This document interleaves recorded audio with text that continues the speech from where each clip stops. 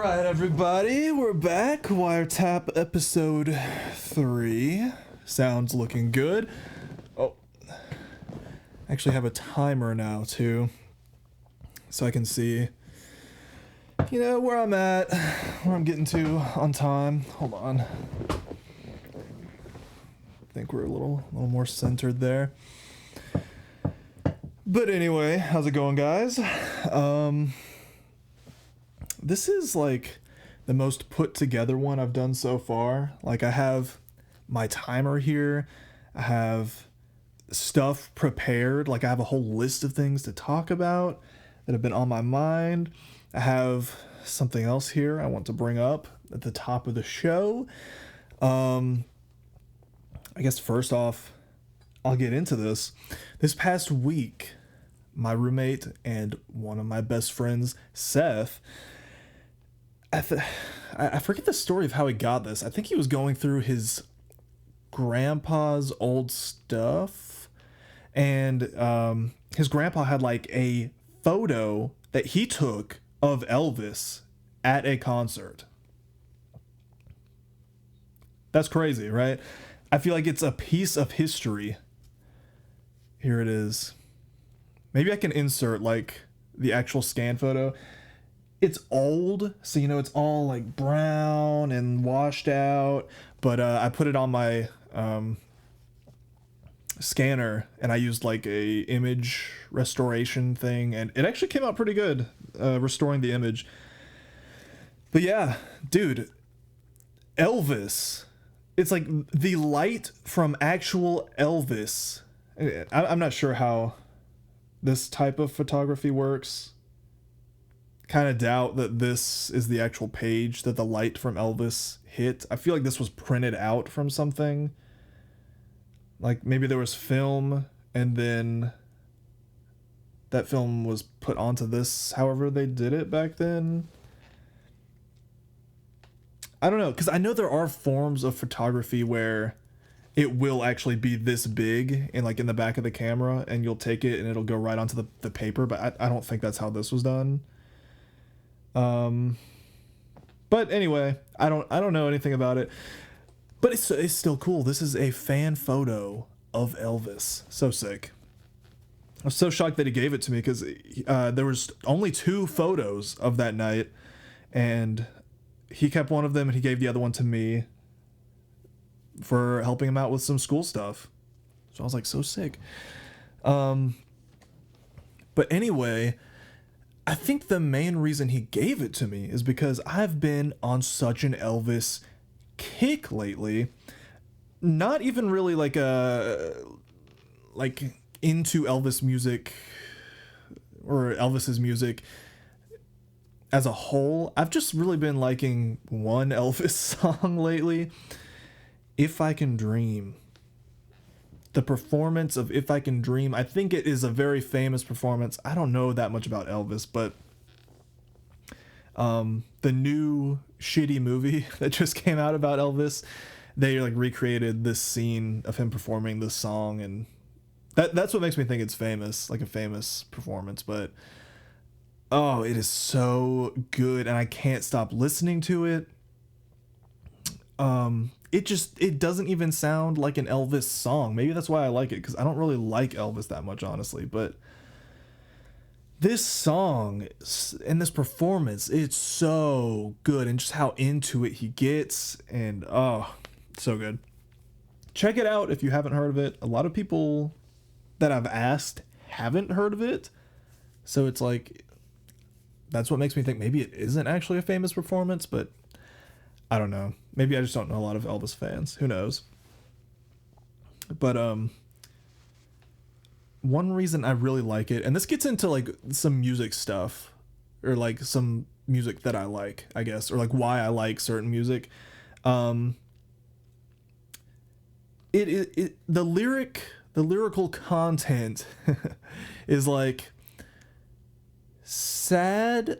The song isn't particularly a sad song, right? It's almost like a positively looking into the future song, right? I think it's a play on like Martin Luther King's I Have a Dream, or What am I saying? I have a dream. I can't talk. This is going to make me seem like such a dumbass. I have a dream. Okay. For some reason in my mind, I was saying the words "I have a dream" by MLK Jr.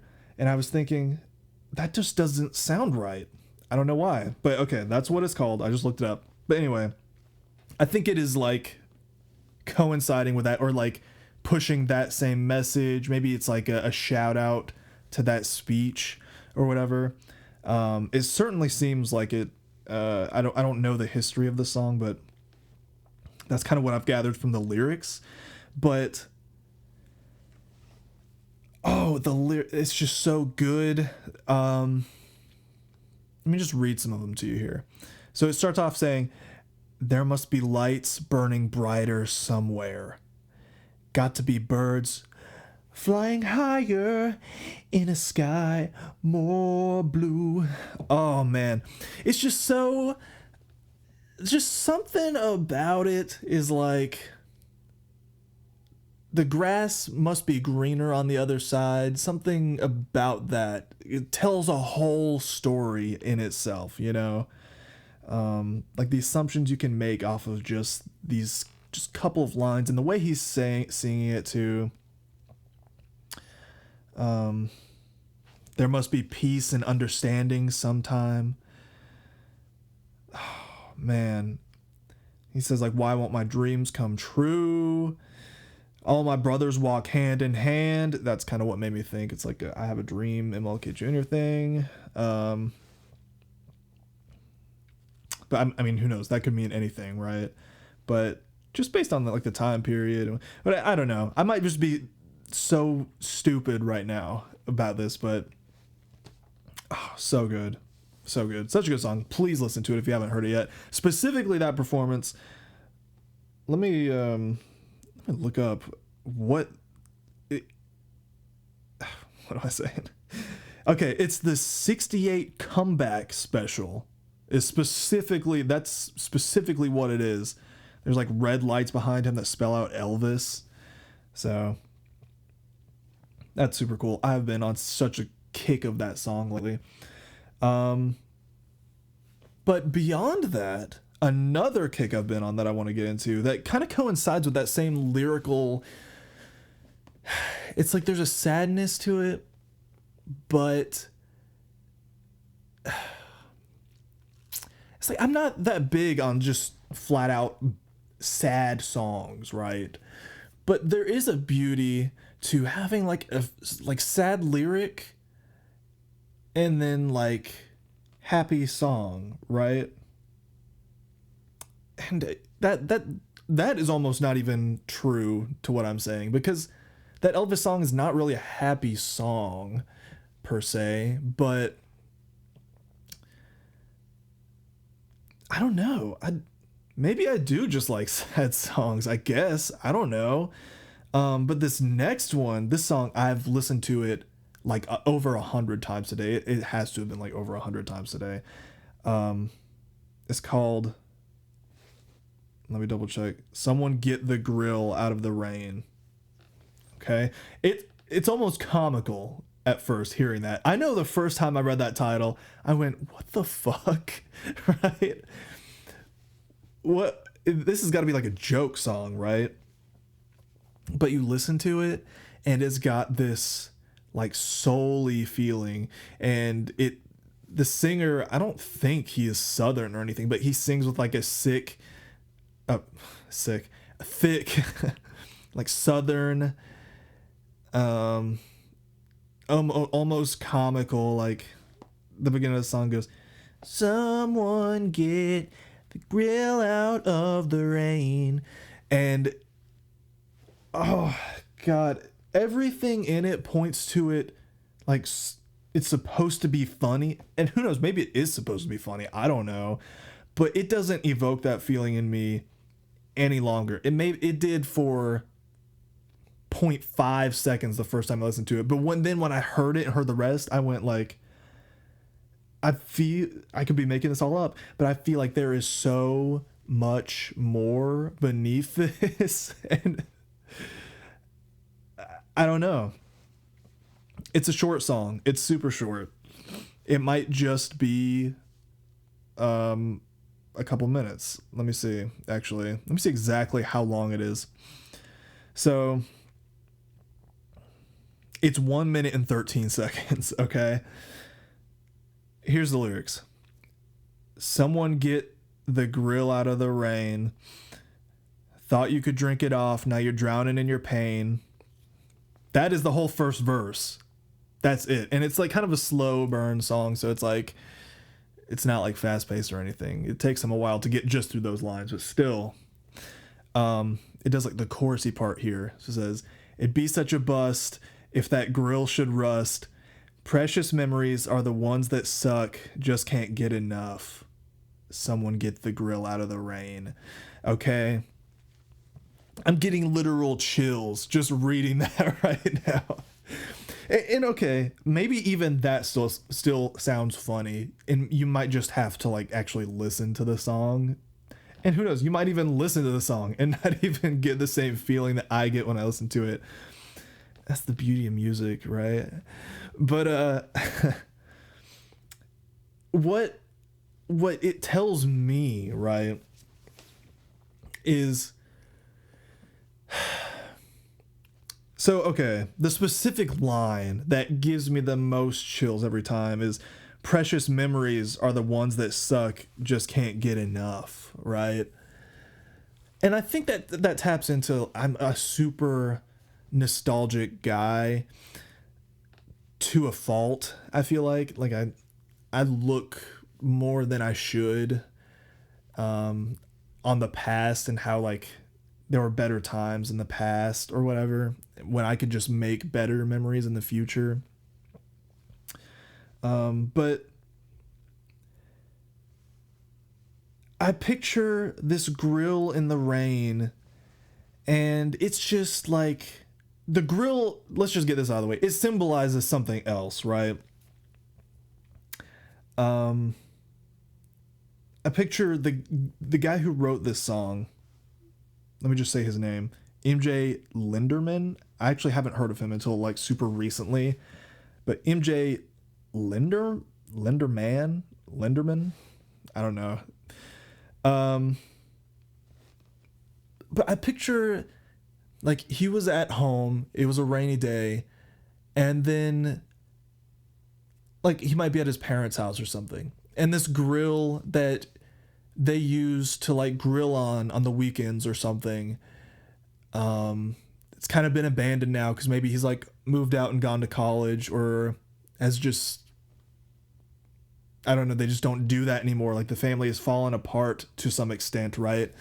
And now the grill just sits in the backyard and gets poured on by the rain and is ruined now, right?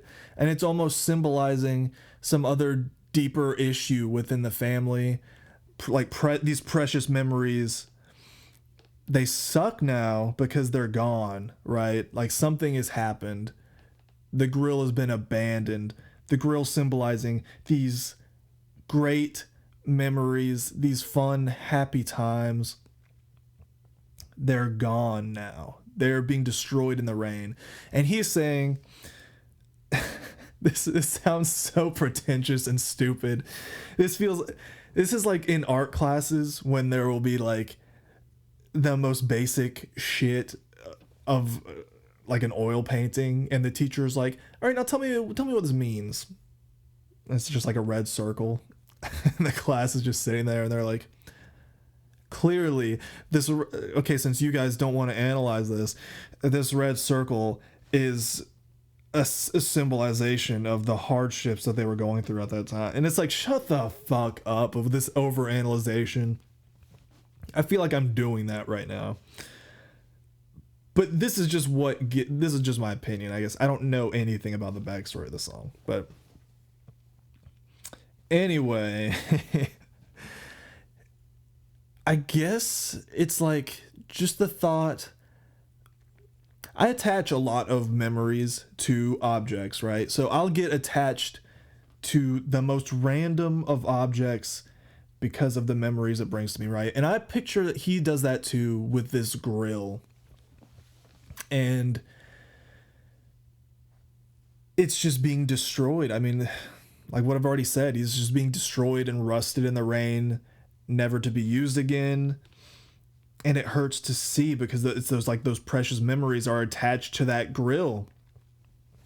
And it, like, a step further, it is so impressive to me that he wrote this song and is using this country voice, and it's like a soulful song about a grill in the rain, and it could almost bring me to tears. It gives me chills every time and could almost bring me to tears.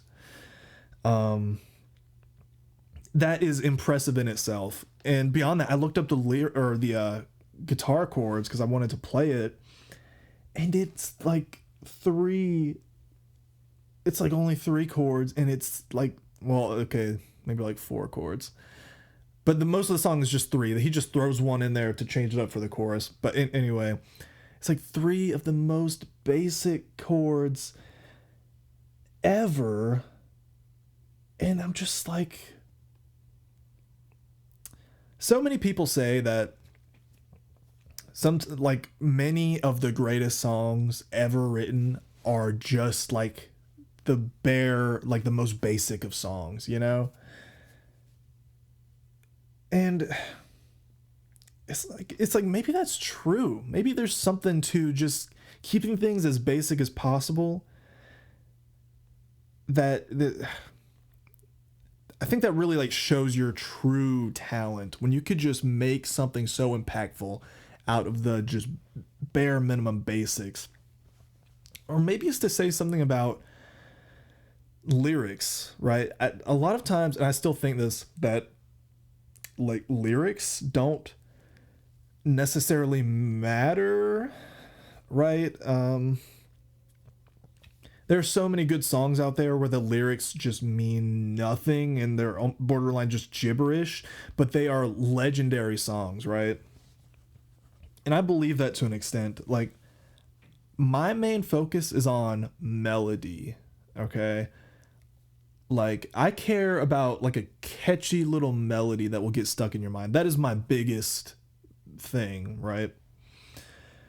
But this song is making me rethink that. I was just talking to myself today while listening to this song, like, okay, I thought lyrics didn't matter. I didn't give a shit about lyrics, really. I mean, to an extent, you could write some half-ass lyrics, but as long as you have a good catchy hook, that's all that matters, right? But now listening to this, it's like, fuck, the way he, in just these like 2 little like stanzas, just a verse and a chorus, there's such little content here about seemingly nothing, and the amount of emotion it's evoked in me since I discovered it just a few days ago. It's like, this is clear evidence that lyrics mean a lot more than I thought they did, because the musical aspect to it is very basic, I want to say. The lyrical content, there's so much more. He does so much with so little. That is what is impressive. That, to sum everything up, he does so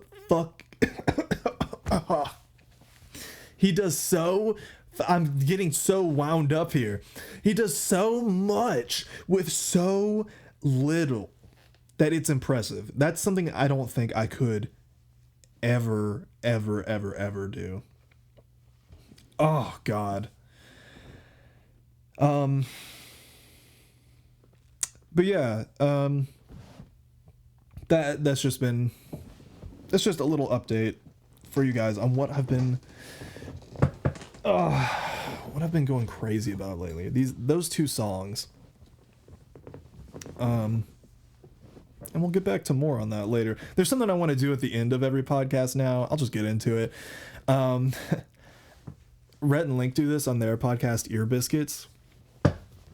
And I don't really want to steal it, but I can't think of any other alternative because I like this idea so much, right? They do a rec at the end of all of their podcasts. So they'll just recommend, they go back and forth between one another, recommending something that they've been into that week, whether it's like a movie or a book or like a cool website or like a place to go, something like that. So I kind of want to do the same thing. I want to have something to end every podcast on. It feels weird just saying, that's it, bye. So maybe I'll do a rec at the end of my episodes now. We'll see what happens. We'll see how it goes. But I want to also talk about this whole week since the last podcast I did. I've been thinking, is this stupid? Is this podcast... I mean, I said in the first episode, I'm not doing this really for anybody. In fact, I don't want anybody to listen to this. But is it like a waste of time? Me doing this? I mean, I go back and watch some of what I've done so far just because I'm like full of myself and just obsessed with myself. I guess it's like my ego, where I'll just like, I'll upload one of these videos and then I'll hit play and then I'll just find myself sucked in and just watching myself. And I guess maybe that's a good thing, to like make sure the quality is good, like up to my standard. So I would hate to upload one of these and not catch something really obviously off, right? But it's like, why? I put in like a decent amount of work into this. Like, it might not seem like it, but I mean, just setting up this light thing and all my other stuff here, my recording stuff, setting up my camera over there, then like taking these files, like this audio and video file, syncing them up, downloading the synced up file. Oh God, hit the mic. Downloading the synced up file, uploading it to YouTube and to Anchor, where I like send everything out to like Spotify and stuff. It takes so long because this video file is like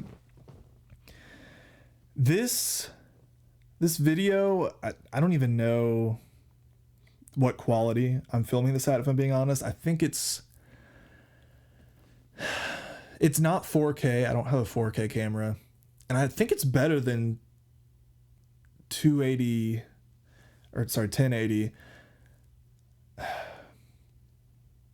but I don't think it's 2K. I know there's a 2K. One of my drones has 2K quality footage. I don't know. I think it's just straight up HD.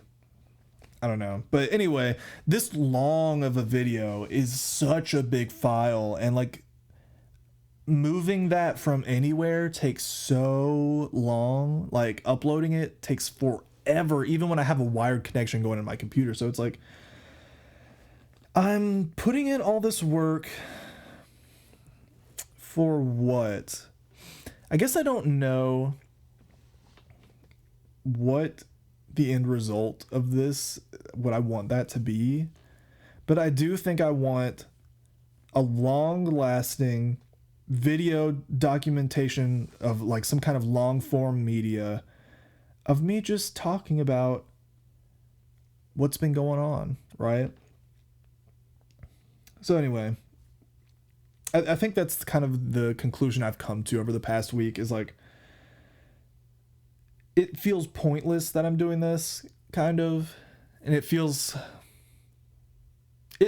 was gonna say it feels like a waste of time, but it doesn't feel like a waste of time.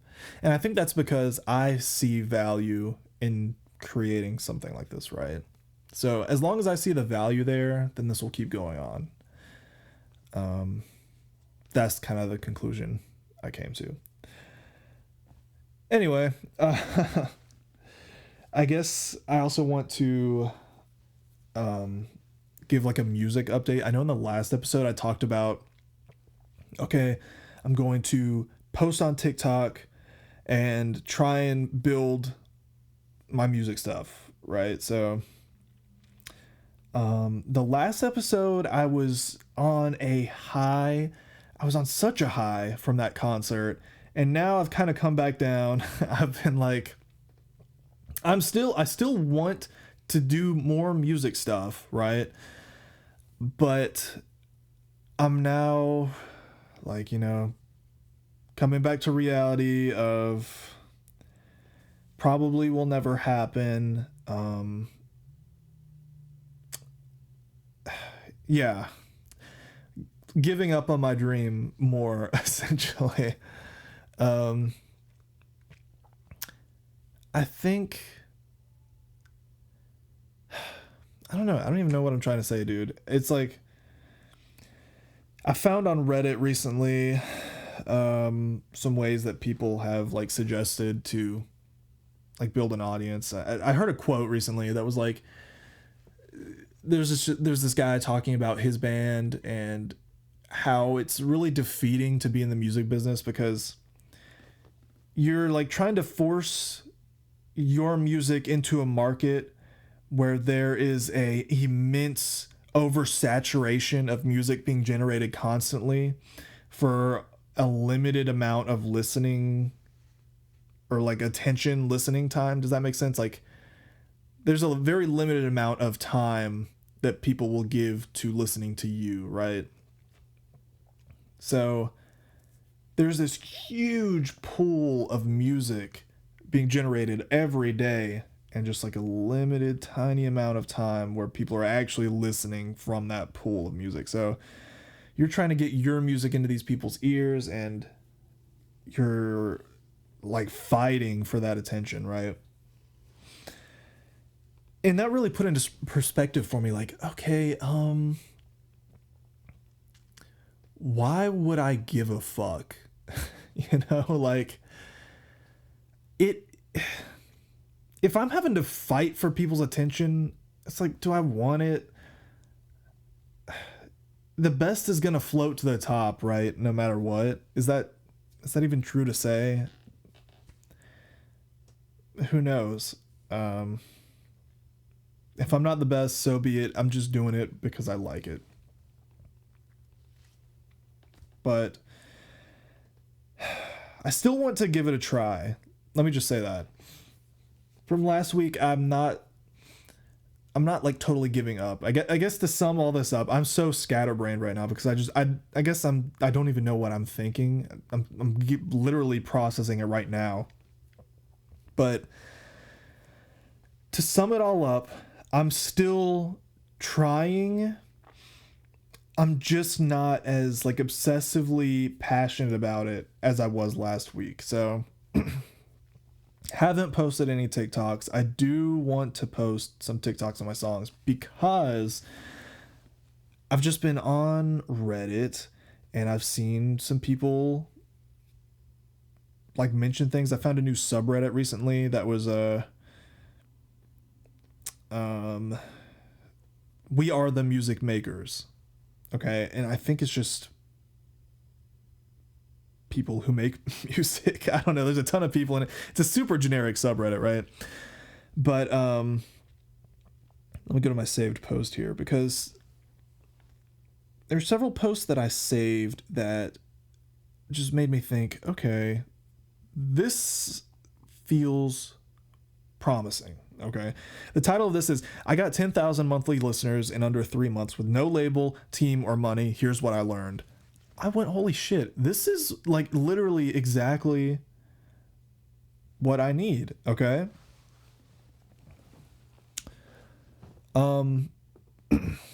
It would be awesome to have just 10,000 monthly listeners. It's like, I'm not asking to be like Ariana Grande or anything like that. I just want to make enough money off of music that I can like actually see it as some kind of future for me, right? And before I get into this post, one of my all-time favorite bands, well, he's a guy, Jeff Rosenstock, he was in a band called Bomb the Music Industry. And from Bomb the Music Industry, there were like these friends he's had for so long that played in that band that still play with him, right? And like record with him and work with him. So John, he's the bassist. He, like, I'm in this Facebook group for Jeff Rosenstock, right? And John is super active in that group. He'll comment on like all these posts and say stuff, right? So I think, I forget what the post was. I think the post was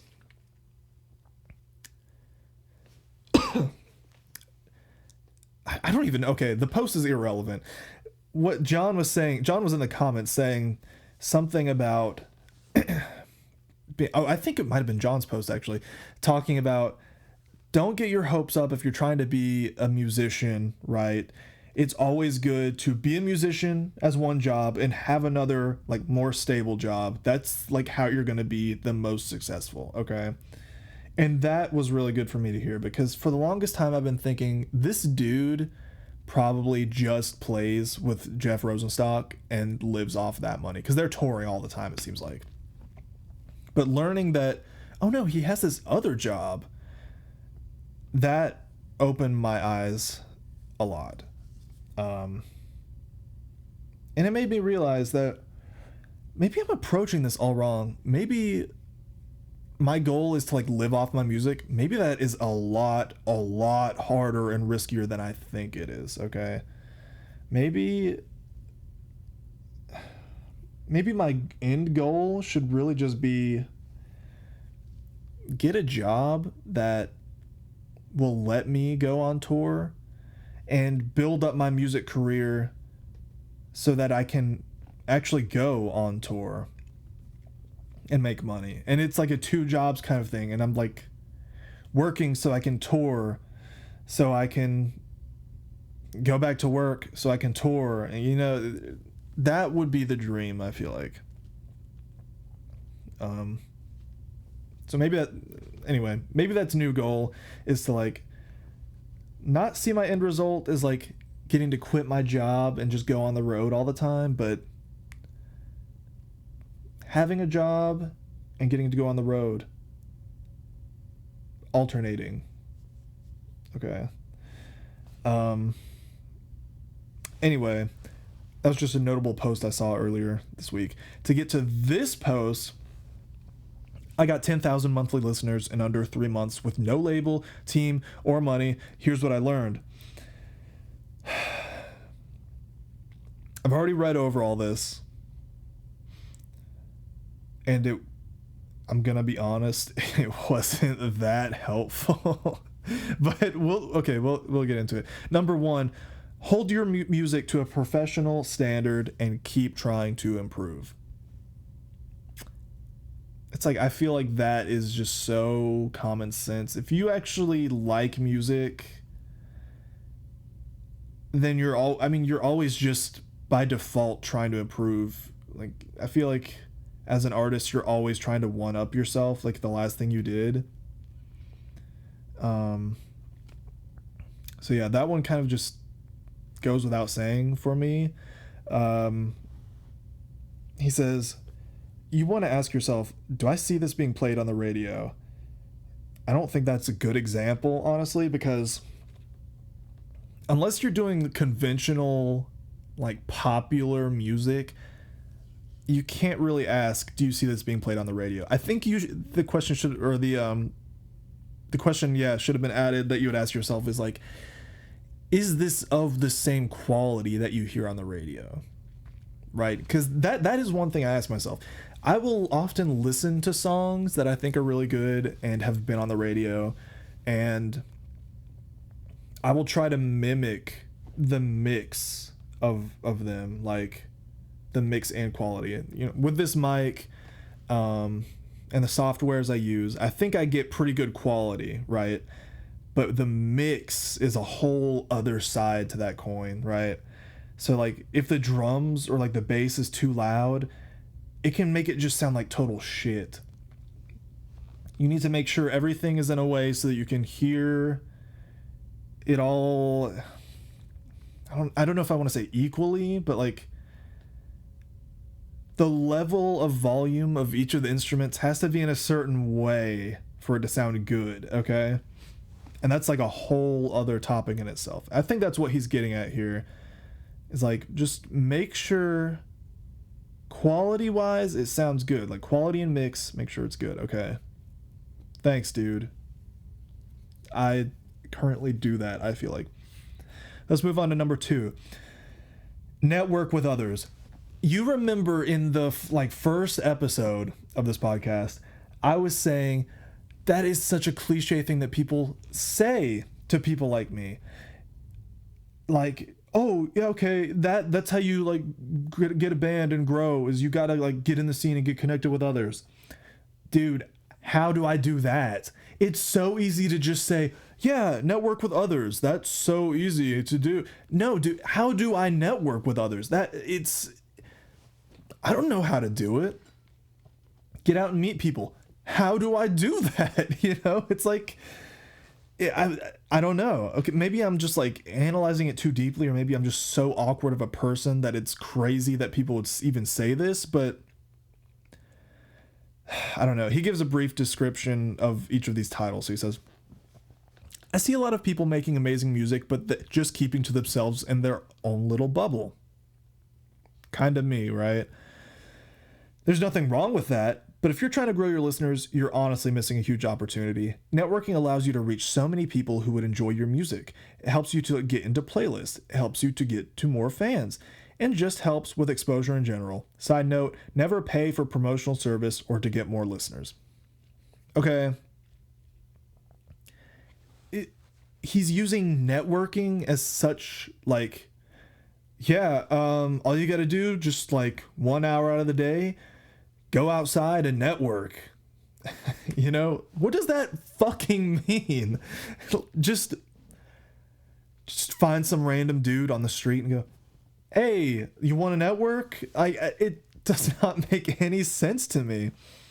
And it's like, not like I'm trying to play stupid. I know he probably means like, go to some local shows and just talk to the bands there or something. I mean, dude, they don't give a fuck about you half the time. They're just looking to play their music, and they're hoping you'll follow them and they'll build their audience. They're not really looking to make a connection with you, from what I've found, right? Maybe I just haven't found the right people, but it's like, dude, I network in so many different ways, and it never really yields anything. Like, it's so hard for me to do face to face, but I've reached out to bands like on Instagram, right? There was a time where I would try and find like smaller local North Carolina bands and DM them and just like say like introduce myself and say, hey, I love your stuff. I would never really have a script that I would go to, so it's hard for me to like come up with an example, but there was one band where I was like, hey man, I love your stuff. If you ever needed anybody to like fill in for you, please, I would love to do it. Like, even if it was just, if you have an opening, would love to come with you guys on tour or something, or like in a studio, would love to come help, or if you wanted to do anything together, please let me know. You guys are great. And these people like maybe had like 200 followers or something, but they never, I mean, they weren't rude to me or anything. They were just like, yeah, or they just like heart reacted my message. And I don't know what I was expecting from that. Okay. It's like, I'm not upset that they didn't just immediately go, come on, get on board. Yeah, we'd love to have you. But it was just, fuck. It was still just kind of disappointing that I guess they didn't say more, I guess I should say. Like, I guess I was hoping that they would have said like, totally, dude, thanks for reaching out. um, we don't currently have like an open position or anything, but we'll let you know. And hey, we know some people. Maybe we'll get you in contact with them. You know, maybe something like that. Just trying to be helpful, but you know, I can't blame them because it's like, who knows? I probably would do the same thing if I, like, they're probably focused on so many other things other than me. So it's like, I can't really blame them, but it just comes down, I'm just making a point that comes back to the networking thing. Networking, just using that as a catch-all term, I don't get it, okay? Cut it off there. I'll give one more example because this grinds my gears to this day. I don't want to say names or anything, but this, and I could be irrationally angry. I've told this story to so many people and they all treat me like I'm a psycho. So I could just be psycho. But there's this guy, I have loved him for years, right? His music has been so good to me and so inspiring to me. The quality of what he does, the amount of music he puts out. And he actually tours. He's got his friends in his band and they tour. And he's like living my dream to an extent, right? But one day he posted on his story. I've been following him for years, keep in mind. He posted on his story, hey, we're looking for someone to like play bass for us at these 2 separate shows on these dates. Anybody interested? I saw it immediately. I instantly DM'd him. I would love to. I know his songs. He might have like less than 1,000 followers, by the way. So it's not like he's like big, right? Like a big shot. Just some local band. But anyway, I immediately DM'd him. Hey, I would love to. I know your stuff already. I have the equipment. Would love to do it. Just let me know. An hour goes by. I don't get a message. I'm like, okay, that's fine. He maybe just posted it, whatever, left his phone. Okay. A day goes by. And I'm like, if he needed someone, I mean, the post was still up on his story. If he needed someone, I mean, I think he'd be looking here. This is kind of weird. I go to the message. It says seen. No response or anything. And I was just crushed. It was like the 7 stages of loss, right? I was like denying it at first, and then I was like sad, and then I got angry, and I was like, dude, I've been a fan of this guy. I've DM'd him a lot actually, asking like, I love your stuff, dude. Can I get the chords to this song? I want to do a cover of this. Is that cool? He says, sure. And he's always super nice. I go to his show. I see him on tour. I bought like some of his merch. I was like supporting him because I was like, local artists support him. I admire him. He's inspirational for what he's doing. And then he's asking for help. And I'm like, dude, you would be helping me so much and I could help you. This is like my dream. Would love to do this with you. And I just get left on red and I'm just crushed. And it's like, maybe it's like embarrassment in a way, like me getting vulnerable with him saying like, would love to do this. And then him denying me, it felt like. Maybe that's what led to me unfollowing him and never looking back. I just was so upset that day. I unfollowed him. Still haven't followed him back. This happened like, God, so long ago.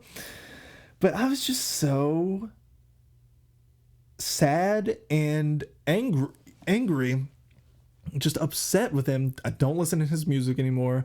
And I'm just like, I feel like I got big timed by a guy who's not even really that big. I don't know. I feel like at the very least, he could have said like, hey, we found somebody else, but thanks for reaching out, dude, or something like that, right? But nothing. Left me on red.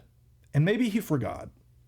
I'll give him that. Maybe he forgot. But still, it's like, I was so hurt. So anyway, that was an attempt to network, and it feels like I've been networking for years and have gotten little to nothing out of it. So networking kind of doesn't seem like it's as easy as this person's making it sound. Okay. Anyway, let's move on to number 3. Know your audience. This one kind of sounds like a bullshit one too. I'm just like picking this thing apart. Which, I mean, there are good aspects to this. I think in the comments is what I'm mainly trying to get to here, but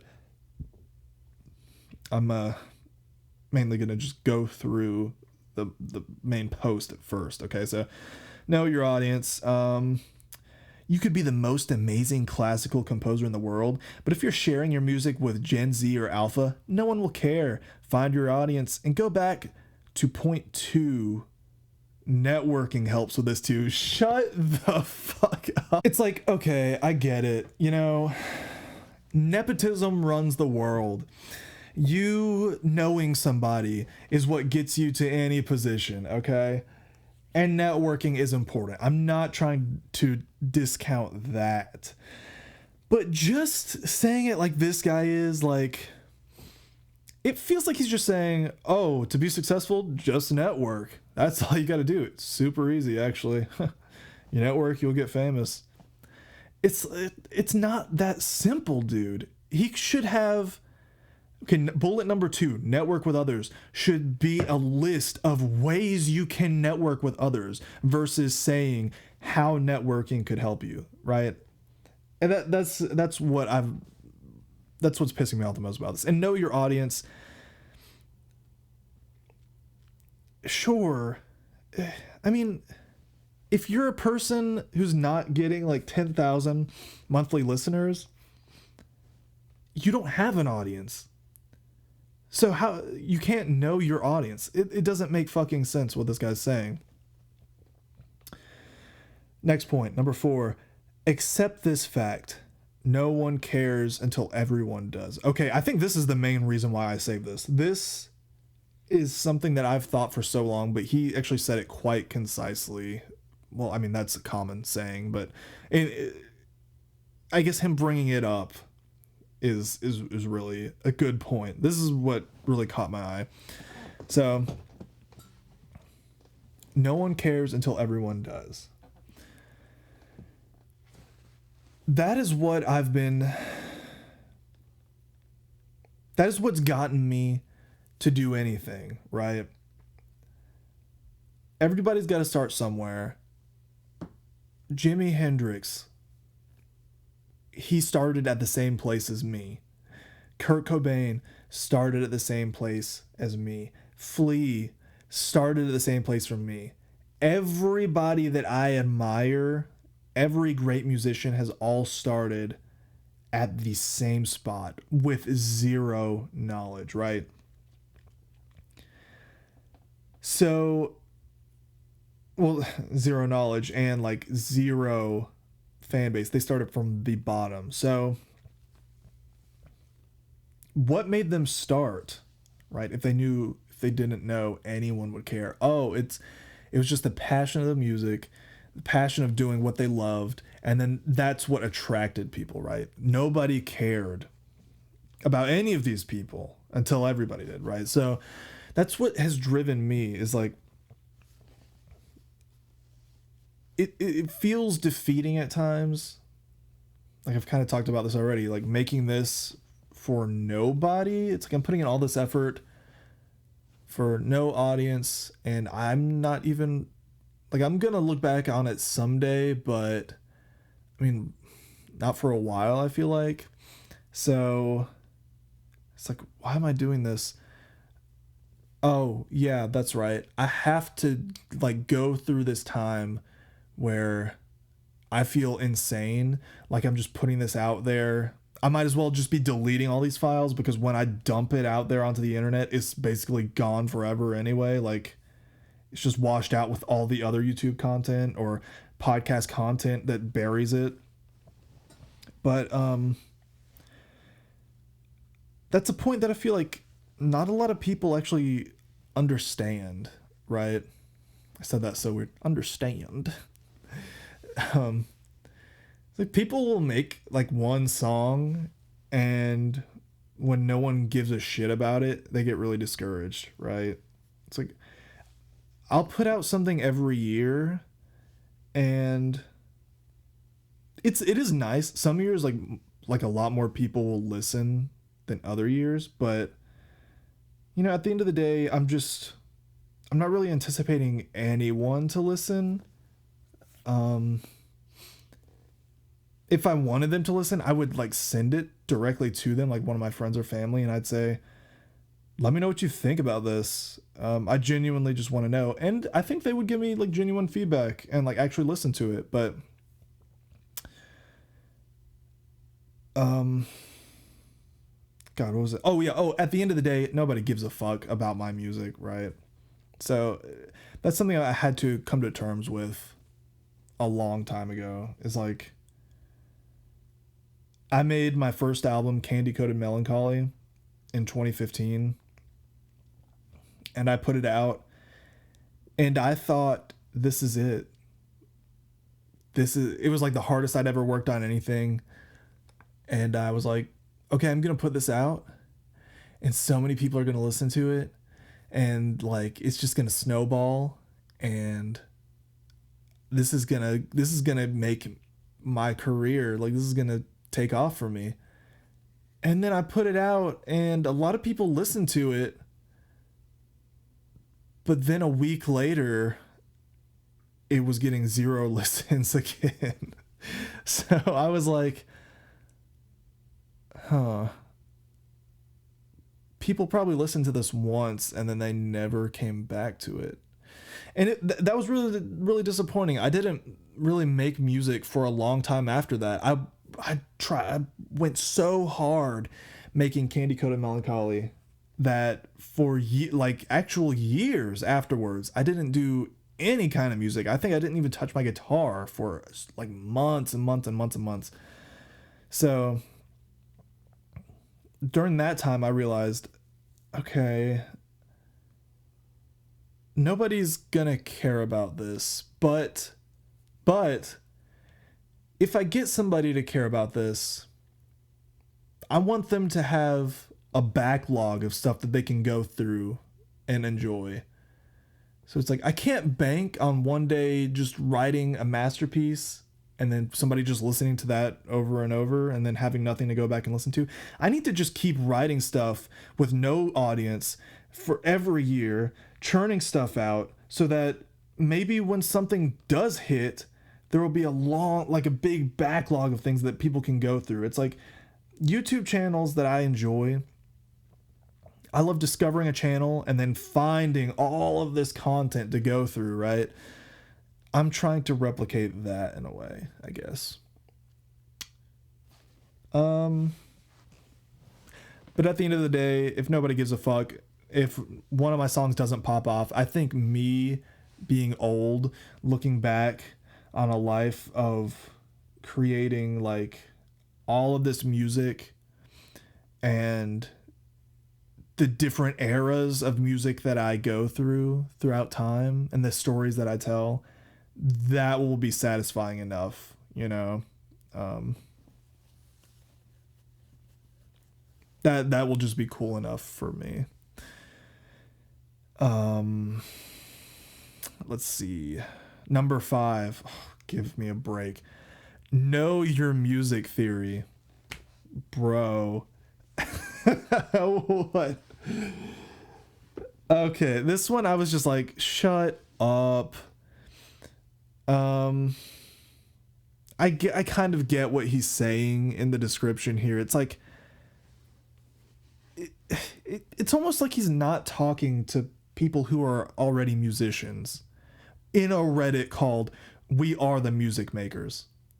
By the way, the title of his post, I got to 10,000 monthly listeners. Here's what I learned. Dude, you've strayed so far off and you haven't told us like hardly anything yet. He's basically just saying, make sure you make a good song and you don't just make like random stuff that doesn't sound good. Okay. Thanks, dude. Thanks. Okay, make good music. I'll get on it. Number 6. It takes a lot of time before you become good. Dude, we haven't even gotten to he's just coming up with bullshit bullet points now. And that's the last point that he makes. 5 and 6, he was scrounging for just some bullshit to say. It takes a lot of time before you become good. Okay. As is the same with anything. How'd you get to 10,000 monthly listeners? I still don't know. Okay. Maybe this actually wasn't a good post. I saved it for, I guess, number 4. No one cares until everyone does. I mean, that's a common saying anyway, so I don't know why that would... Oh, okay, actually, this might be why I saved it. In the comments here, this guy... Yeah, this was actually kind of cool. So he was replying to several lines and like comments from other people. So he says, not the original poster, but I've really gotten into promoting music, so here's my 2 cents. Someone says, specifically, what marketing or PR would you do on a daily basis to get more listeners? And this is gonna piss you off, guys. His response was, networking. You son of a bitch, dude. How do people say this? Okay, at least he expands on that a little bit. He said, build relationships with people in your genre, engage with your fans, promote yourself, if not more than your music. Okay, he has done so much better than the OP, right? Original poster, in case y'all don't know about Reddit. This is good. This gave me a semblance of hope. Okay. Build relationships with people in your genre. Okay, I've tried that through Instagram. I'm going to keep trying, but okay. Engage with your fans. I have none. Promote yourself as much, if not more than your music. Okay, that was interesting to me because I was like, okay, maybe he's onto something that I've kind of thought of before. Promote Tyler Spencer as a brand versus throwing my music up on my story. No one gives a fuck about my story. If I make something interesting about myself, people will want to then go to my story to listen to it. Does that make sense? When I see Post Malone doing something wacky and charming, I go, I want to listen to Post Malone today, right? Not saying I'm Post Malone, but it's like that same idea, right? This person says, just released my 3rd EP and wondering how to get it out there more. I've explored Submit Hub, daily playlist, etc., but I haven't found anything substantially useful yet. He replied, absolutely, just make sure they're more spaced out and can stand on their own. I don't know. Wait. Oh. Okay, I read the wrong reply. He said, in my opinion, Submit Hub is a waste of time. Playlists always give this. Figure out how artists are getting discovered in your genre and start there. This goes back to the networking idea. Give me a fucking break. I liked that too. Figure out how artists are getting discovered in your genre and start there. That's why I'm doing this TikTok thing. I don't know what genre I am. That's another problem, is like, how do you define a genre anyway? You can really get into the semantics of, or the details of, like, what is a genre anyway? But it's like, when you're defining your own genre, you know, I am so like up close to the music. I'm like writing it. I'm up close. I'm in it. I'm in the weeds doing this. And when you're so up close, you can't see like the full view of what it actually is you're working on. So I can't really say what my genre is. I mean, at a baseline, rock, I want to say, but what I've been doing lately is so different. Do I even have a genre? I don't know. We'll just go through this post a little bit more.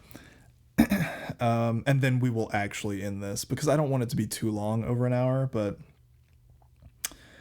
so that guy gave a lot of good ideas. That commenter, at least, the main poster, not so much.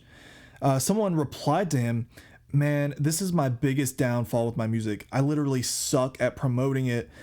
I make music out of the love of it, like most of us do, and I absolutely hate having to promote on social media. I have an Instagram I don't use.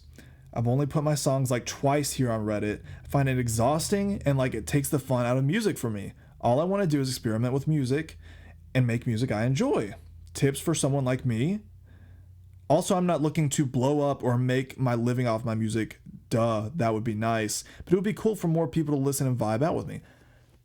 This sounds so much like me, except, you know, I would love to make a living off music. Obviously, he would too, he says, but this sounds so much like me, right? Okay. And I got to read a little bit of this earlier, but I didn't get to go through all of it, so this will be interesting to like go through and process here. Somebody replied, they got a lot of upvotes and an award, so thinking this will be useful. I hope they don't just say networking. Not OP, but I had the same mindset, buddy. I hated the marketing aspect of it. It was hard to get streams. So I had to bite the bullet and make my presence available on almost all social media. A lot of conversations with other producers and stuff casually gets brought up, like Repost Exchange or a site like that. The more I focused on branding my music alias, the easier things got with marketing. Make social media accounts with your artist name, make a link tree, put link tree in all your bios, start talking to people and asking them questions. If you don't ask, you won't get the answers you're looking for. I actually made a link tree recently for the first time, and it was super cool and looks so professional. So sure, that's good, but I don't know. I mean, making everything look good is like just one aspect of the bigger picture. I mean, you having a link tree isn't gonna get you like more listeners, you know? Most importantly, be authentic. You will slowly start seeing yourself grow as an artist once you start networking with other artists. Lots of cool musicians out there that become online friends. It's authentic. Nothing more appealing than authenticity when I make the choice on following someone or not. These are just my opinions from trial and error over the years. Hope it helps. Okay. He's saying to network with other bands. And see, I wish these people would go a little deeper. Network with other bands. Okay. In what way? How? What is the best way to do that? You know, there's so many questions packed into that. Actually, just tonight, before I did this, I found this Instagram account of this person who lives in Raleigh, North Carolina, and they film bands in their living room in front of this like old fireplace, and they film it, record it, and put it on their channel. That's so cool. That's something that I would want to do in the future. I have a thing called the Backyard Parade that is kind of like that, but it didn't really do much with it, unfortunately.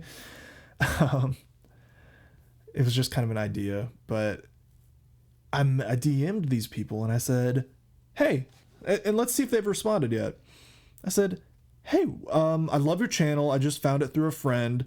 Would love to come on sometime and play some music if you're looking for local artists. Sent 4 hours ago. They haven't seen it. Okay. But it's called Live from the Nest in C. So, seems cool. They like just started. July 7th was their first post. They've had 9 posts since then, so not that many people. Maybe 1, 2, 3, 4, 5, like 6 people on so far. So it's like, okay, I got in early. This is good. I feel like this is a good way to like, huh.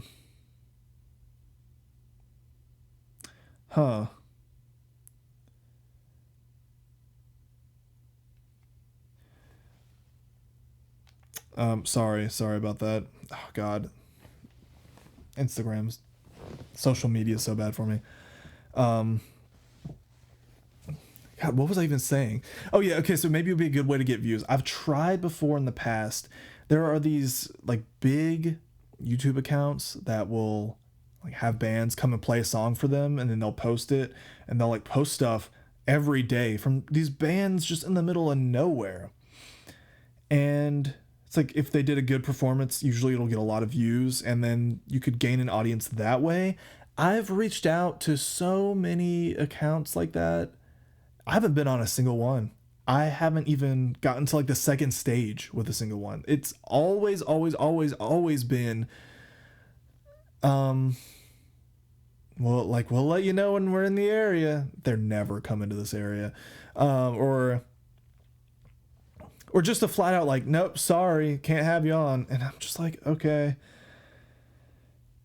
So it's like, it's not from a lack of trying. I feel like I've tried networking and doing this kind of stuff, and it just doesn't work out. Maybe I'm not trying hard enough. Maybe that's it. Maybe I feel like I do a lot, but maybe I'm not. I don't really know what to do. But who knows? Hopefully this goes well with this place. It would be a lot of driving. Like I'd have to drive like 3.5 hours home, and then I'd have to drive, was this probably like an hour and a half to Raleigh from home? I think maybe more. I don't know. But I mean, it would be totally worth it. It'd be so sick to go on this channel and play a melodramatic song, get it filmed, and get it put just on this page where I could promote it. It would look so good to show that I'm like actively doing stuff, right? But who knows? I hope they get back to me. I really do. But to get back to this post, this person also said, start using hashtags relevant to your music. Use the analytics to see which hashtags brought you streams and which ones didn't. I personally end all my posts with hashtag their name. Aim for getting a Google Knowledge panel too. I've used hashtags on a ton of stuff for multiple types of like media, like photography or music. You mostly get bots, if I'm being honest. Like I feel like a lot of bots will like it and then comment under it. I don't know of anybody who searches for new music using hashtags. Maybe I'm just out of the loop, but I don't see anybody doing that.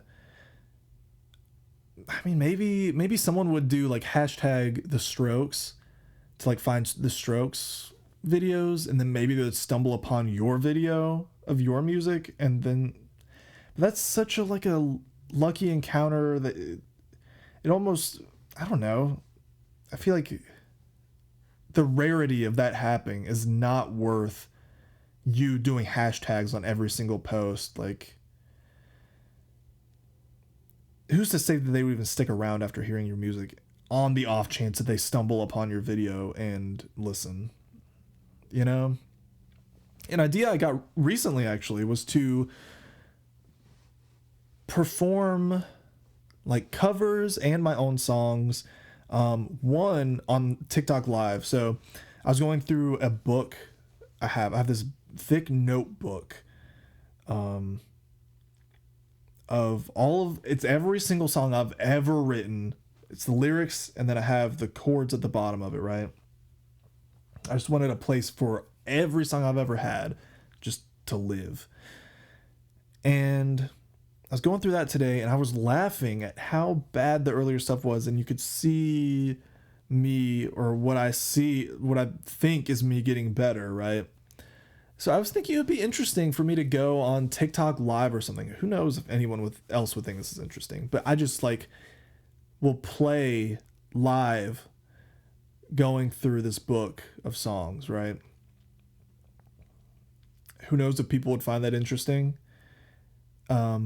I was considering doing it in an interesting place to make it a little more interesting. Like, for instance, putting my phone filming like up in the corner of a room, so you're like fly on the wall and you see the whole room or something, and it's just such a weird angle that no one would ever think to look from, and that would capture your attention straight from the get-go on TikTok, I feel like. Or like me in the bathtub playing it or something with my clothes on, by the way. But I don't know. So either me live or just like post a bunch of videos of me in like interestingly framed video doing covers or doing my own songs. I don't know. It's just an idea I had today. So this guy replied to the hashtags comment in the previous one. Thanks for all this, man. Appreciate it. Yeah, I just actually got to do it. I have to shift my mindset to make it enjoyable to promote myself. See, that's the thing too when it comes to networking. It has to be authentic and for the fun of it. I can't fuck with people who make music who think they're hot shit when they're not, lol. I learned this by actually reaching out to a few artists here in Arizona, and I started noticing MFs with a few thousand likes and followers think they're Drake, lol, or just phony people who I know are fronting in their music or trying too hard. That's also another thing which discouraged me from messing with too many people. Noticing a lot of artists here in Arizona have this gatekeeper mentality. And I'm antisocial as hell and so that adds to the complexity of trying to get my music out there when I don't want it to be out there. Or I don't want to be out there. Okay, someone replied, that's just a problem everywhere. And I was about to say, is like, this is going to sound so bad, but so many people that I do, it's harder than it should be for me to like people. And I hate this about myself. It's like, if we